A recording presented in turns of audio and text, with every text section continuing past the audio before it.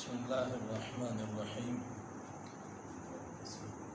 آج کا جو ہمارا موضوع ہے والدین کے ادب اور احترام کے متعلق یہ موضوع ہے۔ صفحہ نمبر 194۔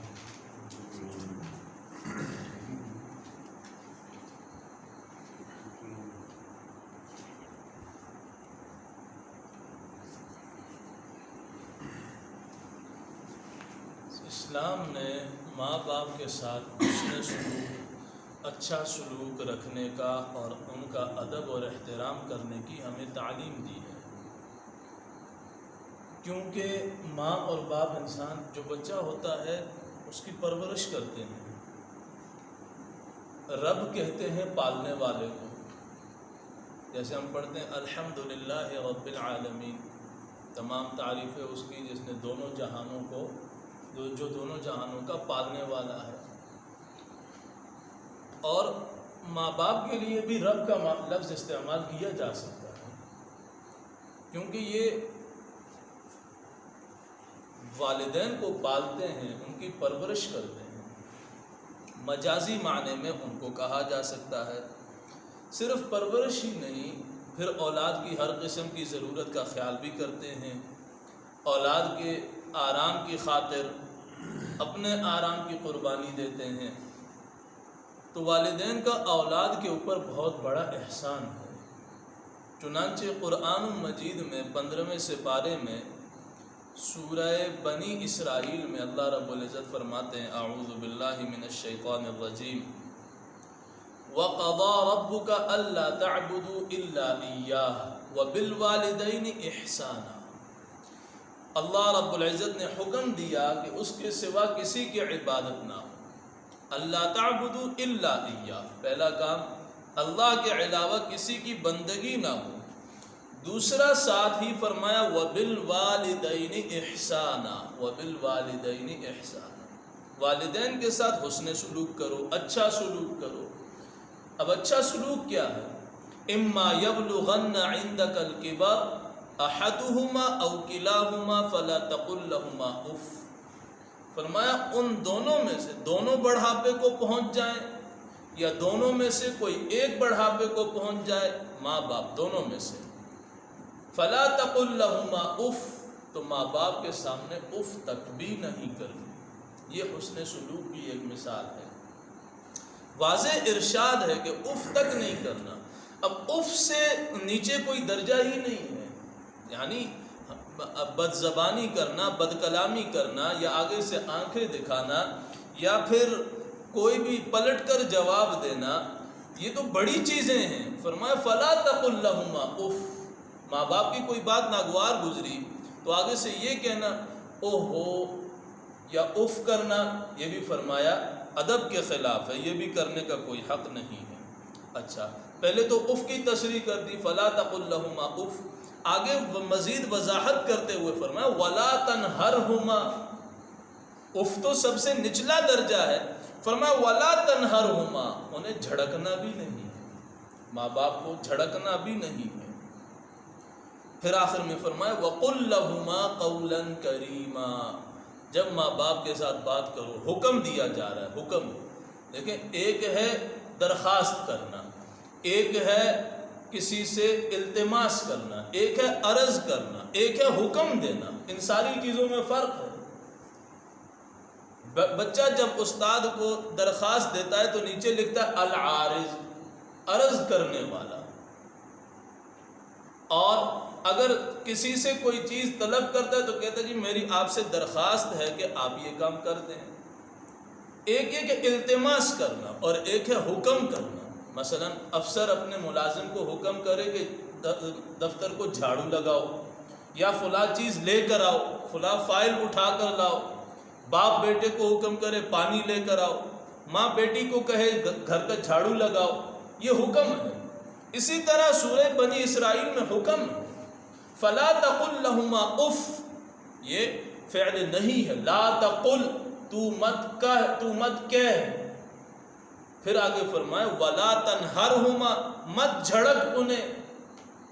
پھر آخر وقل لہما، اور جب بھی ان سے بات کرے ان دونوں سے یا ان دونوں میں سے کسی ایک سے قولاً کریما، قولاً کریما فرمایا نرم دلی سے، پیار سے، محبت سے، اچھے طریقے سے، بھلے انداز سے ان سے بات کی جائے، عزت کے ساتھ بات، کریم عزت کے ساتھ بات کیا کرو۔ تو اس آیت میں ہی ہمیں اللہ رب العزت نے بہت بڑی بات سمجھا دی ہے، دونوں چیزیں واضح کر دی۔ اف کرنا یہ انتہائی کم درجہ ہے، جھڑکنا یہ اس سے تھوڑا اوپر ہے۔ جب منع کر دیا اف نہیں کرنا تو جھڑکنے کی تو گنجائش ہی نہیں۔ اور پھر فرمایا جب بات کرو عزت سے بات کیا کرو۔ پھر ماں باپ کو خدمت کر کے ان کو راضی رکھنے کے بہت بڑے فائدے ہیں، دنیا میں بھی آخرت میں بھی، دنیا میں بھی آخرت میں بھی بہت بڑے فائدے ہیں۔ صحابہ کرام نے ایک مرتبہ نبی کریم صلی اللہ علیہ وسلم سے پوچھا کہ اللہ کے رسول، اولاد کے اوپر والدین کا کیا حق ہے؟ اولاد کے اوپر والدین کا کیا حق ہے؟ تو آپ علیہ الصلوۃ والسلام نے کیا فرمایا؟ وہ دونوں تمہاری جنت بھی ہیں، تمہاری دوزخ بھی ہیں۔ ماں باپ اولاد کے لیے جنت بھی ہیں اور ماں باپ اولاد کے لیے دوزخ بھی ہیں۔ جنت کیسے ہیں؟ جب ان کو راضی رکھیں گے، ان کا ادب احترام کریں گے، پیار محبت کے ساتھ ان کے ساتھ رہیں گے، ہر بات کو مانیں گے، ان کا کہنا سنیں گے، انہیں ناراض ہونے والے کاموں سے اپنے آپ کو دور کریں گے، جو چیز ان کو پسند نہیں اس کو اپنی زندگی سے باہر نکالیں گے اگر ہے تو یہ پھر جنت ہے۔ جیسے آپ علیہ الصلوۃ والسلام نے فرمایا الجنت تحت اقدام الامہات، جنت ماں کے قدموں کے نیچے ہے۔ پھر فرمایا اب رب الرضا فی اب الرضا، رب کی جو رضامندی ہے وہ والد کی رضامندی ہے، رضامندی میں پوشیدہ ہے، اور رب کی ناراضگی والد کی ناراضگی کے اندر پوشیدہ ہے۔ تو فرمایا یہ دونوں تمہاری جنت بھی ہیں اور دونوں جہنم بھی ہیں۔ اگر خوش کر کے زندگی گزار کے چلا گیا، یا ماں باپ اس حال میں دنیا سے چلے گئے کہ وہ اپنی اولاد سے خوش تھے، تو پھر تو جنت ہے۔ لیکن اگر ان کو ناراض کرتا رہا، ان کی خدمت نہیں کی، کہنا نہیں مانا اور ان کے ساتھ بدسلوکی کی، بدتمیزی کی، تو پھر فرمایا یہ دونوں جنت بھی ہے۔ دل دکھانا، بات کو نہ سننا، مختلف تشریح آپ کر سکتے ہیں، تو پھر یہ دوزخ بھی ہیں۔ آپ علیہ الصلوۃ والسلام نے فرمایا جو فرما بردار بچہ اپنے ماں باپ کو رحمت کی نگاہ سے دیکھتا ہے تو اسے حج مقبول کا ثواب اللہ عطا فرماتے ہیں۔ اس زمانے میں حج کرنا آسان کام نہیں ہے، 9 سے 10 لاکھ روپیہ حج کرنے کا لگ جاتا ہے، لیکن ہمیں گھر کے اندر حج کا ثواب مل رہا ہے۔ ماں ہے، باپ ہے، پیار کی نگاہ سے ماں باپ کو ایک نگاہ صبح دیکھ لیں، ایک نگاہ شام کو دیکھ لیں، تو دن میں 2 مرتبہ مقبول حج کا ثواب مل جائے گا۔ اگر ہر گھنٹے بعد دیکھ لیں تو ہر گھنٹے بعد مقبول حج کا ثواب اللہ عطا فرما دیں گے۔ تو ماں باپ کی طرف نظر شفقت ہو، نگاہ جو پڑے تو فرمایا رحمت کی نظر سے دیکھے، رحمت کی، غصے کی نظر سے نہیں۔ یہ واضح الفاظ ہیں احادیث کے۔ فرمایا جو فرما بردار بچہ اپنے ماں کو یا اپنی ماں کو یا اپنے باپ کو رحمت کی نگاہ سے یعنی شفقت کی نگاہ سے، آسان الفاظ میں پیار کی نگاہ سے دیکھے ماں باپ کو، تو فرمایا اس کو حج مقبول کا ثواب اللہ عطا فرمائے۔ صحابہ کرام رضوان اللہ تعالی علیہم اجمعین نے پوچھا اگر کوئی دن میں 100 مرتبہ دیکھے، دن میں 100 مرتبہ بار بار ماں باپ کو دیکھے، تو کیا ہر مرتبہ حج مقبول کا ثواب ملے گا؟ تو اللہ کے نبی صلی اللہ علیہ وسلم نے فرمایا ہاں، ہر مرتبہ اس کو حج مقبول کا ثواب ملے گا۔ چھوٹی بات نہیں، بہت بڑی بات۔ لہٰذا جن کے والدین حیات ہیں ان کے لیے تو یہ آفر ہے، اسپیشل آفر ہے۔ جن کے حیات ہیں، جن کے چلے گئے، وہ اپنے والدین کے حیات میں جو ان کے قریبی تھے، ماں باپ کے، اماں کی سہیلی، باپ کے دوست، جو ان کے قریبی، جن کے ساتھ لگاؤ زیادہ تھا، یہ ثواب وہاں سے بھی حاصل کیا جا سکتا ہے۔ اور پھر آپ پھر ایک قرآن مجید میں دعا بھی سکھلائی گئی ہے، رب ارحمہما کما ربیانی صغیرا، اے اللہ میرے ماں باپ پر رحم فرما جیسے ان دونوں نے بچپن میں مجھ پر رحم فرمایا۔ اچھا یہاں ربیانی صغیرہ، میرے بچپن میں مجھے پالا، آپ بھی ان کے ساتھ رحمت کا معاملہ فرمائیے۔ یہاں بچپن کا تذکرہ کیوں ہے؟ لڑکپن کا، جوانی کا، یا پھر اس کے بعد کا تذکرہ کیوں نہیں؟ اس لیے کہ بچپن میں بچے کو پالنا انتہائی مشکل ہوتا ہے۔ جوانی میں جب وہ عمر کی اگلی حدود میں پہنچتا ہے تو وہ اپنے آپ کو پالنے کے قابل ہو جاتا ہے، اپنے آپ کو سنبھال سکتا ہے۔ تو جیسے بچپن میں فرمایا ان دونوں نے میری پرورش کی، میرے اوپر رحم کیا، اے اللہ تو بھی ان دونوں کے اوپر رحم فرما۔ یہ بہترین دعا ہے۔ ہر نماز کے بعد کم از کم 3 مرتبہ اپنے والدین کے حق میں یہ دعا مانگنی چاہیے۔ پھر اسی کے ساتھ والدین کی نافرمانی، والدین کی نافرمانی، ان کے ساتھ برا سلوک کرنا، ان کو تکلیف پہنچانا اور ان کی نافرمانی کرنا، یہ بہت بڑا گناہ ہے، ہلکا گناہ نہیں ہے۔ نبی کریم صلی اللہ علیہ وسلم نے ارشاد فرمایا، کیا میں تمہیں بڑے گناہوں میں سے سب سے بڑا گناہ نہ بتاؤں؟ ایک حدیث میں آتا ہے اچھا الاشراک باللہ وعقوق الوالدین، 3 کبیرہ گناہ اس حدیث میں گنائے گئے، الاشراک باللہ وعقوق الوالدین وقتل النفس وشہادت الزور، 4 کبیرہ گناہ۔ پہلا بڑا گناہ کیا؟ اللہ کی ذات، اللہ کی صفات یعنی اللہ کے ساتھ کسی کو شریک کرنا۔ دوسرے نمبر پر وعقوق الوالدین، ماں باپ کی نافرمانی کرنا۔ اب اس کے بعد والے گناہ کو آپ دیکھیں، قتل نفس اور جھوٹی گواہی۔ دیکھیں کسی کو بے حق قتل کرنا، ناحق قتل کرنا، یہ بہت بڑا گناہ ہے، اور کسی کے خلاف جھوٹی گواہی دے کر اس کو یا تو سزائے موت دلوانا یا ساری زندگی کے لیے قید بامشقت میں ڈلوانا، یہ بھی بہت بڑا گناہ ہے۔ لیکن ان دونوں گناہوں سے پہلے وعقوق الوالدین، ماں باپ کی نافرمانی کو ان دونوں سے بھی بڑا گناہ قرار دیا۔ تو آپ علیہ الصلوۃ والسلام نے فرمایا، کیا میں تمہیں کبیرہ گناہ نہ بتاؤں؟ تو صحابہ کرام نے عرض کیا، اللہ کے رسول کیوں نہیں، ضرور بتائیں۔ آپ علیہ الصلوۃ والسلام نے ارشاد فرمایا، اللہ کے ساتھ شرک کرنا اور والدین کی نافرمانی کرنا، یہ دونوں بہت بڑے گناہ ہیں۔ ماں باپ کے نافرمان کو صرف آخرت میں ہی نہیں دنیا میں بھی سزا ملتی ہے۔ آپ علیہ الصلوۃ والسلام نے فرمایا، تمام گناہوں میں اللہ تعالیٰ جسے چاہے معاف فرما دیتے ہیں، لیکن ماں باپ کو ستانے کا گناہ ایسا ہے کہ اس گناہ کے کرنے والے کو موت سے پہلے دنیا ہی میں اللہ سزا دے دیتے ہیں۔ شعب الایمان کی یہ روایت۔ ماں باپ کو ستانا مطلب بات نہ سننا، یہ بھی ستانے کے زمرے میں آ جاتا ہے۔ ایک چیز ماں باپ کو نہیں پسند کہ میری اولاد کی زندگی میں یہ چیز ہو، پھر بھی اولاد وہی کام کرے، یہ بھی ماں باپ کو ستانے والی بات ہے۔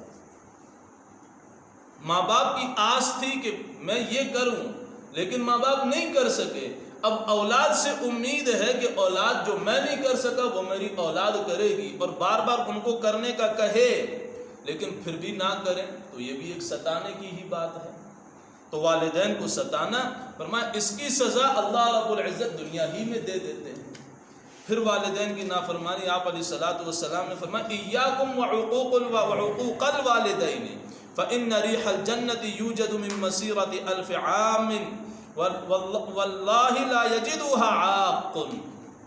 فرمایا والدین کی نافرمانی کرنے سے بچو، ایاکم وعقوق الوالدین، ماں باپ کی نافرمانی کرنے سے بچو، فإن ريح الجنة يوجد من مسيرة 1000 عام، کیونکہ جنت کی خوشبو 1000 سال کی دوری سے محسوس ہوتی ہے۔ جنت کی خوشبو 1000 سال کی دوری سے محسوس ہوتی ہے۔ پھر اللہ کے نبی صلی اللہ علیہ وسلم نے قسم اٹھائی، واللہ لا یجدوها عاق، اللہ کی قسم والدین کا نافرمان اس خوشبو کو کبھی نہیں سونگھ سکے گا جو 1000 سال کی دوری سے سونگھی جاتی ہے۔ قسم اٹھا کر فرمایا وہ کبھی بھی نہیں سونگھ سکے گا۔ تو ان ساری احادیث سے، قرآن مجید کی آیات سے ہمیں خلاصتاً یہ سبق ملتا ہے کہ ہم اپنے ماں باپ کی نافرمانی سے بچیں، جتنا ممکن ہو ان کو خوش رکھنے کی کوشش کریں، جتنا ممکن ہو ان کو خوش دیکھنے کی کوشش کریں۔ ہمارے جسم سے کوئی ایسی حرکت سرزد نہ ہو جس کی وجہ سے ماں باپ کے چہرے پر غم کے اثرات ظاہر ہوں، یا وہ دل کے اندر ہی کڑتے ہوں، دل کے اندر بار بار ان کے ذہنوں میں یہ سوچ ہو کہ بیٹا کیا کر رہا ہے، بیٹی کیا کر رہی ہے. لہٰذا ہم ماں باپ کی پریشانی کا سبب نہ بنیں. کہتے ہیں اگر کسی کے لیے خوشی کا سبب بنو تو ضرور بنو، لیکن کسی کے لیے پریشانی کا سبب مت بنا دو. تم والدین تو وہ ہستیاں ہیں جن کے ہوتے ہوئے انسان کو قدر نہیں ہوتی، لیکن جب وہ چلے جاتے ہیں تو پھر قدر ضرور آتی ہے، پھر ان کی قدر ہوتی ہے. اور ایک چیز یاد رکھیں کہ والدین کی نعمت ایسی نعمت ہے کہ اللہ رب العزت اس نعمت کی وجہ سے بہت سے لوگوں کو دنیا کی بلندیوں تک پہنچا دیتے ہیں. اور اگر اس نعمت کی قدر نہ ہو تو بہت سے لوگ ایسے بھی ہیں جو دنیا کی بلندیوں کو پہنچے، لیکن ان کی ناقدری کی وجہ سے وہ دنیا کی پستیوں کے اندر اللہ نے ان کو گرا کر دکھایا. تو والدین اگر ہاتھ اٹھائیں دعا کی اولاد کے لیے، دعا کر کے ہاتھ اٹھائیں تو یہ اپنی اولاد کو ستاروں پر پہنچا دیتے ہیں، اور اگر ناراض ہو کر ہاتھ اٹھائیں تو یہ پھر ستاروں پہ پہنچے ہوئوں کو زمین کی پستیوں کے اندر گرانے کی بھی ہمت ان ہاتھوں کے اندر اللہ نے رکھی ہوئی. اور ایک بار اور ہے، جس اولاد نے اپنے والدین کی قدر کی ہے تو ضرور بھی ضرور اس کی اولاد بھی ان کی قدر کرے گی. اور جس نے اپنی زندگی میں اپنے ماں باپ کی قدر نہیں کی تو جب اس کی اولاد ہوگی تو وہ اولاد پھر اس کو بھی پھینک دے گی. یہ دنیا کا قانون ہے، جیسی کرنی ویسی بھرنی. تو ماں باپ کے ساتھ جیسا کریں گے اپنی اولاد ہمارے ساتھ وہی کرے گی. اس لیے والدین کی ناراضگی سے، والدین کو تکلیف پہنچانا، والدین کی نافرمانی کرنا انتہائی گناہ بھی ہے، سخت گناہ ہے، لیکن اس کے ساتھ ساتھ یہ دنیا اور آخرت کی تباہی اور بربادی کا سبب بھی ہے. اور اگر وہ خوش رہیں گے تو اللہ رب العزت دنیا بھی عطا فرمائیں گے اور اللہ آخرت بھی بنائیں گے. ماں کے حوالے سے ایک مختصراً واقعہ یاد آ رہا ہے، اس کو عرض کر کے بات ختم کر رہا ہوں.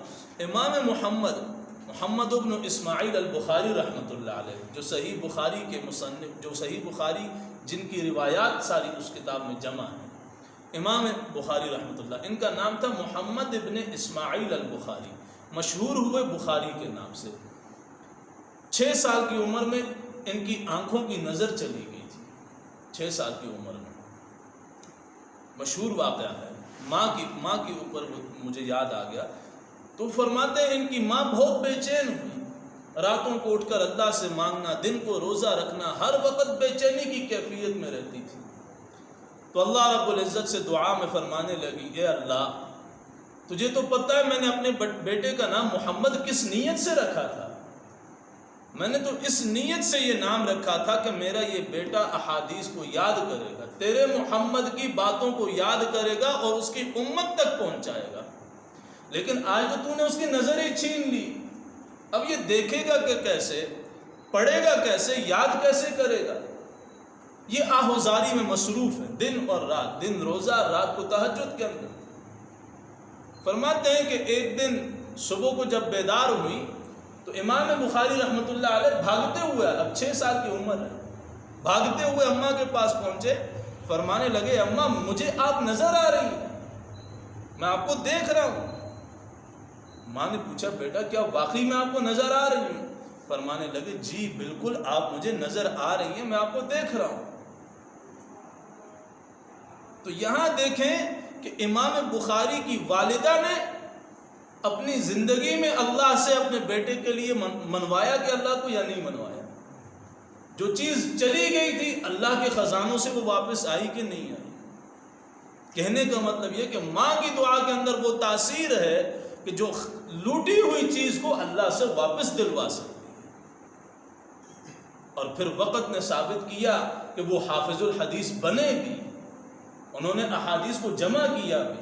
ہر حدیث کے ساتھ وضو کرتے، تازہ وضو کرتے، پھر حدیث لکھتے، پھر وضو کرتے، پھر حدیث لکھتے.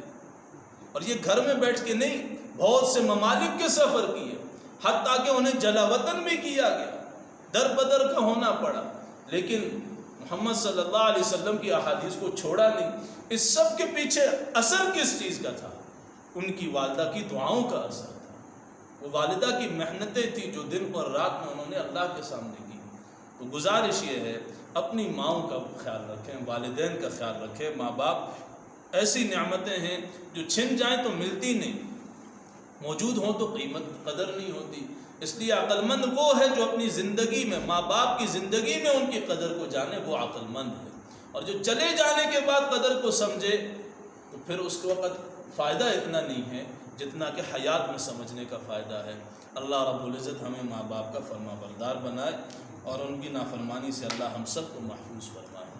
اللہم لک الحمد کلہ ولک الشکر کلہ۔ اللہ ہم سب کے گناہوں کو معاف فرما۔ اللہ جن کے والدین دنیا سے رخصت ہو چکے ہیں ان کی بخشش اور مغفرت فرما، ان کے درجات کو بلند فرما، جنت الفردوس میں اعلیٰ مقام عطا فرما۔ اللہ جن کے والدین حیات ہیں ہمیں اپنے والدین کی قدر نصیب فرما۔ الہ العالمین ان کا فرما بردار بنا، ان کی نافرمانی سے ہمیں محفوظ فرما۔ دنیا آخرت کی ذلت و رسوائیوں سے اللہ ہماری حفاظت فرما، دنیا آخرت کی بھلائیاں عطا فرما۔ وصلی اللہ تعالی علی النبی الکریم وعلی آلہ واصحابہ اجمعین۔